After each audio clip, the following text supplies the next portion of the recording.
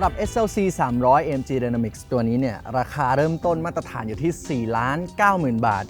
ซึ่งมีสีให้เลือกทั้งหมด 4 สีหลักๆด้วยกันนั่นก็คือสีดำสีขาวสีน้ำเงินและสีแดงแต่ยังมีเฉดสีให้เลือกอีกเพียบมากถึง 12 สีด้วยกันสำหรับ SLC 300 ในโฉมปัจจุบันตัดสินใจเลือกไม่ยากครับเพราะมีเพียงแค่1รุ่นย่อยเท่านั้น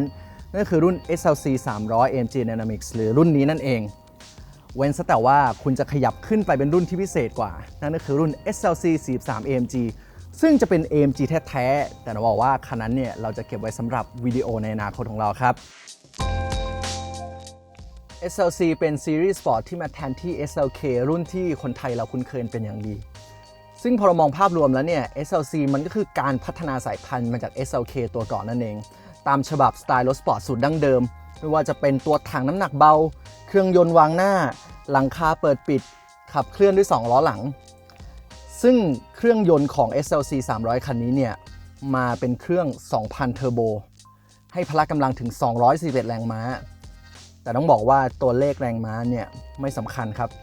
สำคัญที่อารมณ์มากกว่าแต่ก่อนอื่นผมขอพูดถึงเรื่องอินทีเรียด้านในก่อนว่ามีอะไรกันบ้าง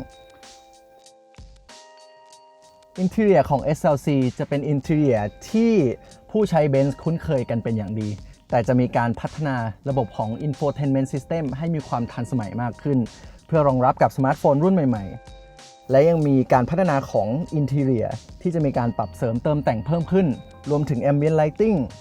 ระบบกุญแจ Keyless Go ที่สามารถเข้าออกตัวรถโดยที่ไม่ต้องกดเปิดปิดจากตัวรีโมทหรือแม้กระทั่งพวงมาลัย Multifunction Style Sport แบบท้ายตัดที่ถูกออกแบบมาเพื่อให้การเข้าออกของตัวรถสะดวกสบายมากขึ้นและยังทำให้การขับขี่มีอารมณ์ที่สปอร์ตมากขึ้นเช่นเดียวกันเบาะสไตล์สปอร์ตซึ่งมาด้วยสีดำแดงเป็นแบบสีทูโทนหรือถ้าคุณบอกว่าเฮ้ยฉันชอบแบบเรียบหรูเราก็มีสีดำล้วนสีน้ำตาลล้วนหรือสีขาวตัดดำก็ได้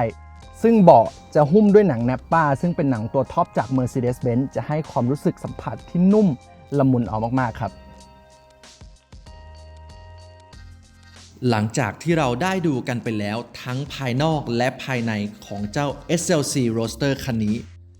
ต่อมาก็คือหัวใจสำคัญของการมีรถประเภท Roadster นั่นก็คือการขับขี่นั่นเองครับซึ่ง Mercedes-Benz เนี่ยออกแบบให้มีความสปอร์ตแต่ยังไม่ละทิ้งความสะดวกสบายนะครับในตามฉบับของ Mercedes-Benz ไม่ว่าจะเป็นการกันลมจากภายนอกซึ่งต้องบอกว่าขณะที่ผมพูดอยู่เนี่ยเสียงลมเนี่ยแทบจะไม่เข้าไมค์เลยหรือแม้กระทั่งอินทีเรียภายในที่ผสมผสานระหว่างความดิบกับความหรูหราเข้าด้วยกันหรือช่วงล่างที่ผมต้องบอกว่าถ้าคุณมีประสบการณ์ในการขับโรสเตอร์ในปีก่อนๆเนี่ยต้องบอกว่าถ้าคุณจะขับไปต่างจังหวัดเนี่ยคุณจะรู้สึกเมื่อยมาก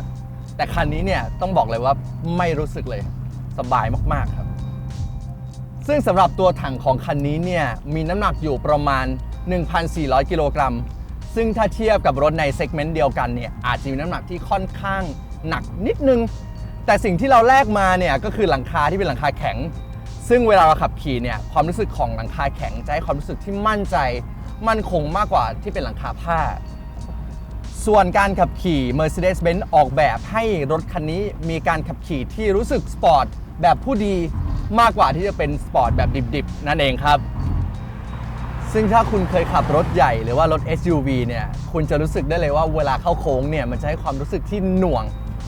แต่พอมาเป็น SLC คันนี้แล้วเนี่ยสิ่งแรกที่คุณจะรู้สึกได้เนี่ยก็คือด้วยความที่ตัวถังที่เล็กและฐานล้อที่สั้นเนี่ย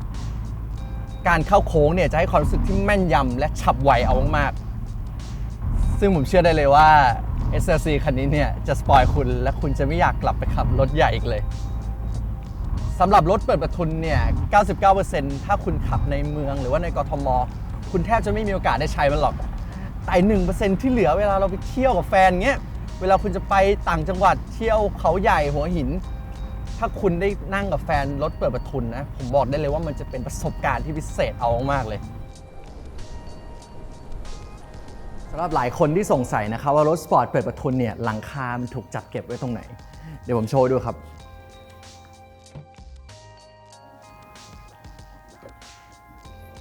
หลังคาจะถูกจัดเก็บไว้ที่ฝาท้ายบริเวณนี้นะครับ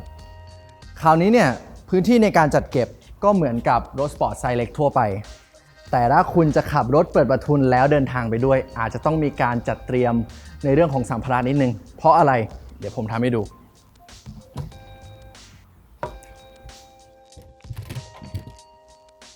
เพราะว่าทุกครั้งที่คุณวางสัมภาระไว้เนี่ยคุณจะต้องเหลือเผื่อพื้นที่ให้กับหลังคาที่จะถูกจัดเก็บตรงนี้ด้วยอย่างนี้ครับถ้าคุณปิดแล้วไม่มีการติดขัดอะไรแสดงว่าสัมภาระคุณโอเคเรียบร้อยสามารถเปิดหลังคาได้เลย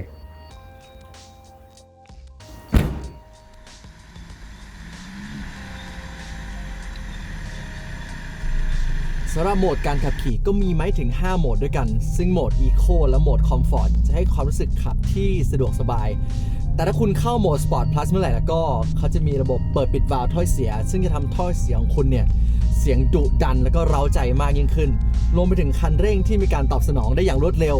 และช่วงล่างที่มีการปรับแต่งให้มีอารมณ์สปอร์ตมากยิ่งขึ้นมั่นใจมากยิ่งขึ้นจนทำให้คุณเนี่ยอยากจะเหยียบคันเร่งพุ่งออกจากคอมฟอร์ตโซนเลยทีเดียว